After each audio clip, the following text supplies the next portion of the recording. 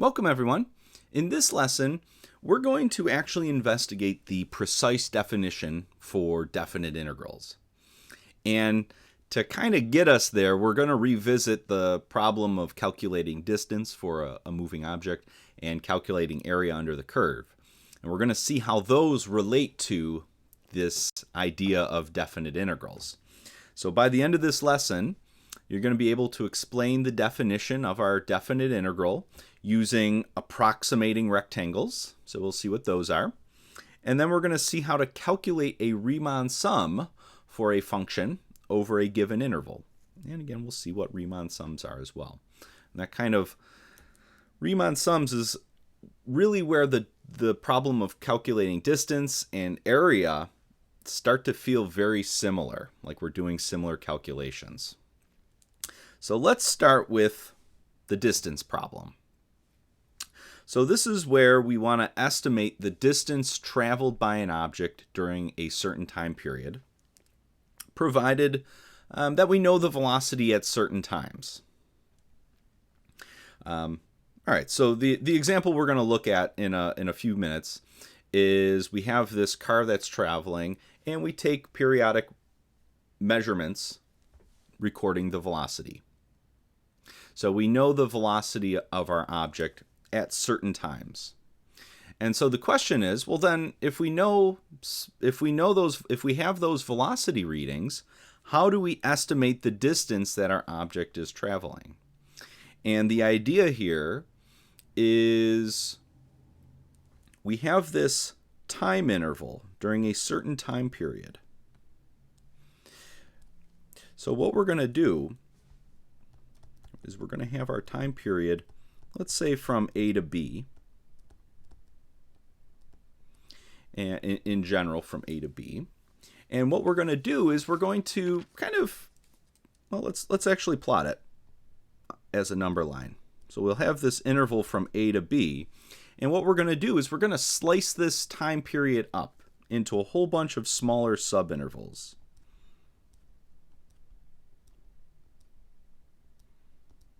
So these might be the moments in time where we take our velocity reading, for instance. So we're going to have all these tiny, smaller subintervals. So for instance, here is the 1, 2, 3, 4. Looks to be the fourth subinterval here. And just to illustrate what they look like. So this is just a kind of a brief moment in time here, or a brief little time interval as we're going from A to B. All right, so we have our time period where we've taken our readings, which effectively kind of split up our time period into all of these smaller little subintervals. And what we're going to do then is we're going to assume that on each of these smaller subintervals, we're going to assume that the velocity is constant. So the idea is that these subintervals are going to be so short, so quick, that the velocity really doesn't have enough time to change. So we're going to assume that the velocity is constant on each of these smaller subintervals. And so if we have a constant velocity, well, that's nice because then distance is easy to calculate. So if the velocity is constant, then you can calculate distance by just taking your velocity reading and multiplying it by the amount of time that your object travels at that velocity. So distance, if velocity is constant, distance is just velocity times time. So for each of these subintervals, essentially what we're going to get is a distance measurement. How far did our object travel during each of these subintervals? And once we have all of those individual distance calculations, kind of the last step then to get our total distance is just to add them all together. So the total distance is going to be the sum. It's going to be a kind of a big sum. We're going to be adding up a whole bunch of different calculations, and it's going to be the sum of the distance traveled during each of those time subintervals.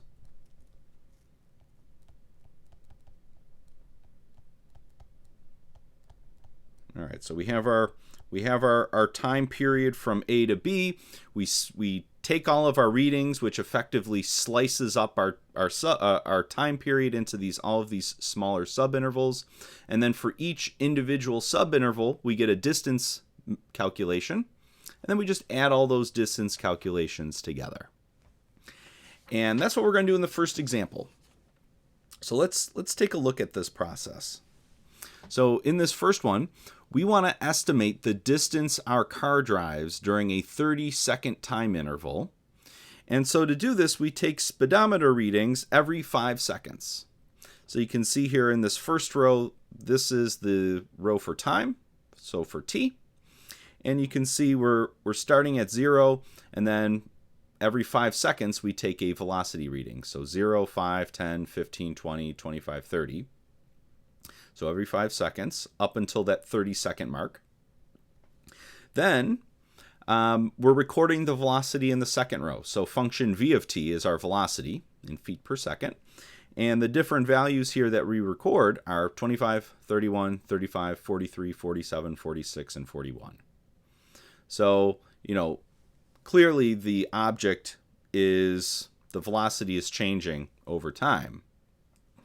But we don't have all of the information because we can only take measurements, conceivably, at these specific time points, at 0, 5, 10, so on. We can't take a velocity reading at every moment in time on our time period or on our time interval here.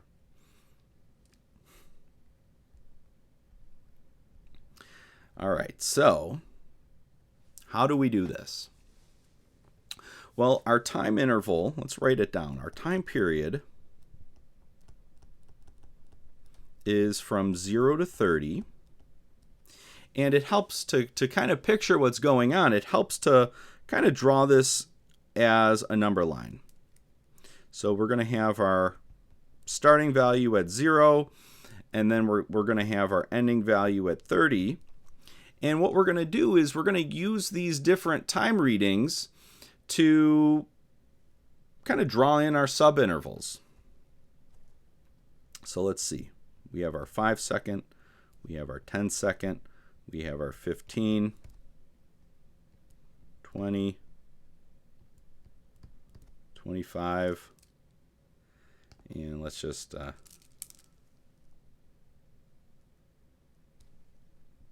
there we go. Just to get it even. All right, so there's our time interval from 0 to 30, and we've sliced it up at each of these moments in time.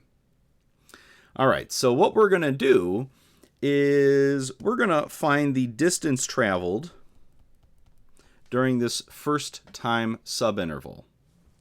So that's what we're going to calculate. Distance traveled during that time interval from 0 to 5. So from 0 seconds to 5 seconds. And what we're going to do is we're going to assume our velocity is constant on this time subinterval here. And we're going to assume that it's a constant 25 feet per second.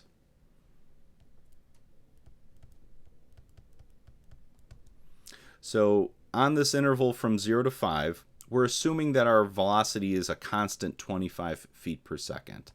And we want to stress this is just going to be an estimate. So it's not going to be exact, but it's going to be a pretty close estimate for the distance we've traveled. All right, so from 0 to 5, we're assuming our velocity is a constant 25 feet per second. And we're going to then multiply by how much time went by on this interval or on this subinterval. So we went from 0 to 5 seconds went by. So we're going to multiply. We're traveling a constant 25 feet per second, and that was for 5 seconds. So the distance here during that first subinterval is 125 feet that we traveled. Let's play the same game.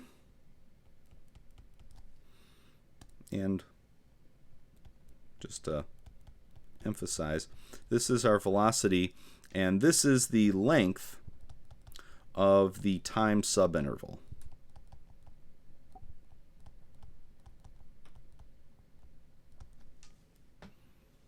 So if we're going to repeat this now for the next subinterval, so we're going to calculate the distance that we travel during that interval from 5 to 10. All right, so on the interval from 5 to 10, we're going to assume that we're traveling a constant 31 feet per second.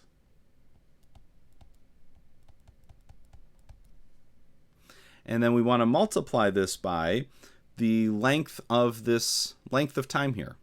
So how much time goes by in between 5 seconds and the 10-second mark? Well, 5 more seconds has gone by. So if we do that calculation, we get 155 feet that we've traveled. And so what we've done is we've calculated or got an estimate for how far we traveled during this first subinterval. We have an estimate for how far we traveled during the second subinterval, and we could repeat the same game for each of the other 4 subintervals. And that's what we're going to do. Now, you might be wondering, on this first subinterval from 0 to 5, why did we pick 25? Why didn't we pick 31? 31's, we could have assumed we were traveling at a constant 31. It seems kind of arbitrary that we picked 25. We could have picked 31. Or from this interval from 5 to 10, why did we pick the value at 5? Why didn't we pick the value at 35? And so this is one of those things we have to make a decision. We have some control over this. So what we're doing here, and didn't really mention it until right now, is we're gonna use the initial velocity here. So for each subinterval, we're going to use the initial velocity. But it's perfectly fine if you wanted to use the ending velocity on that subinterval. This is something we're going to see we have some control over for how we want to do our estimate. So really what we're doing is on each of these subintervals, we're using the left endpoint for our velocity. So we could use the right endpoint. We would get a different estimate, but after all, it is just an estimate. So what we're doing essentially is we're using the left endpoint. So on this first one, our left endpoint was 0. So another way to think of this 125, or this calculation that we did here, this is really our velocity at time 0, the left endpoint, times how much time went by, delta t. And then for this other interval, the distance traveled during this interval from 5 to 10, we're going to use 5 to get our velocity.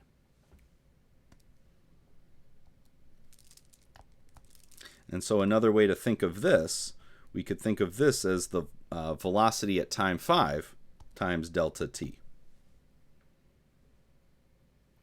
So for this first subinterval, what we did is we took our velocity at time 0, the left endpoint, and then just multiplied it by the change in time. And then we also took, for the second distance calculation, we also took the left endpoint there, which in this case was 5. So we took our velocity reading at time 5, and then just multiplied it with delta t, so the change in time. And we're just going to repeat this then for these other 4 subintervals. So let's see what we get. So our total distance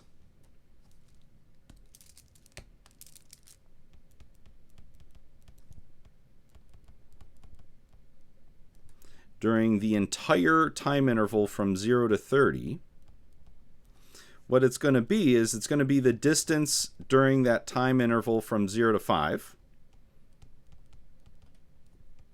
plus the distance from 5 that we travel from 5 to 10, plus the distance that we travel from 10 to 15 during that time subinterval, and so on.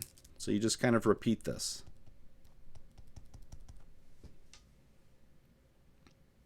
Up until we get to the distance that we travel on the time interval from 25 to 30. All right, so let's see how this is going to look. So on this first subinterval from 0 to 5, what we do is we took our velocity reading at time 0, and then we multiplied it by delta t.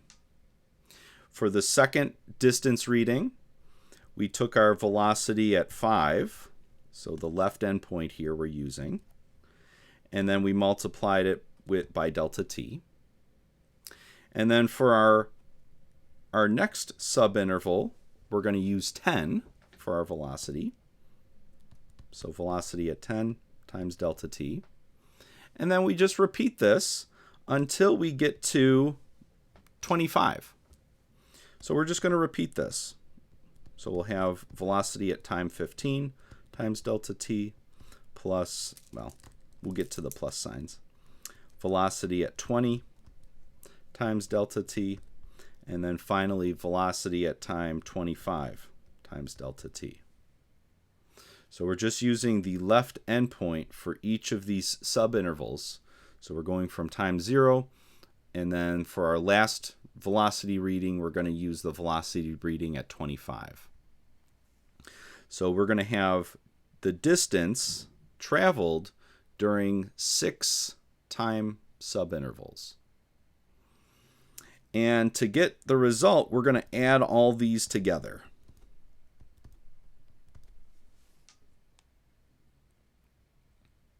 Well, we already did the first two. So the first two, we had 25 times 5. Then here we had 31 times 5 for our second one. And then we just kind of keep filling things in. So for our velocity at time 10, it's 35. And then velocity at time 15 is 43. And then velocity at time 20 is 47. So 47 times 5. And then finally, velocity at 25 there is 46. So we get 46 times 5.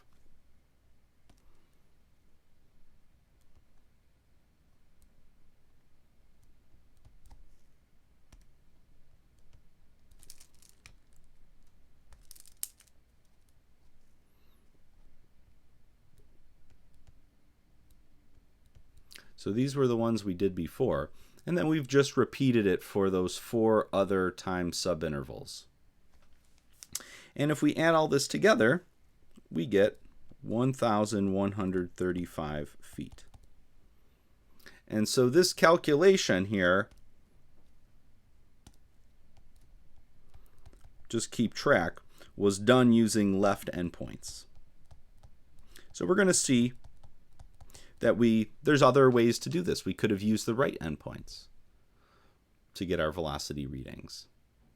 Or we could maybe use a midpoint. So there's other ways to do these. There's other ways to pick these points that you're plugging into your function. In this particular case, what we did is we used the left endpoints. So we have some control over how we do that. And a lot of times if you're doing a problem, it'll just tell you, use left endpoints or use right endpoints, or as we're going to see, midpoints, probably the most common 3 that we use. So it's something that we have some control over. Use what is available. A lot of times in the homework problems and exam problems, it would tell you which endpoints to use, though. All right, so this is distance calculation. So think of it as just we're adding up a function value times delta t, a function value times delta t. And we're just repeating that over and over again a whole bunch of times and then adding up the results. So in the next part of this lesson, we're going to look at the area problem. And it's going to start off feeling, very different because distances, areas, seemingly different. But the calculation part is going to feel very similar. And so it's this calculation part that we're doing right here that's going to lead to the definite integral. All right, so we're going to get there. So we'll see you for our area section. Bye-bye.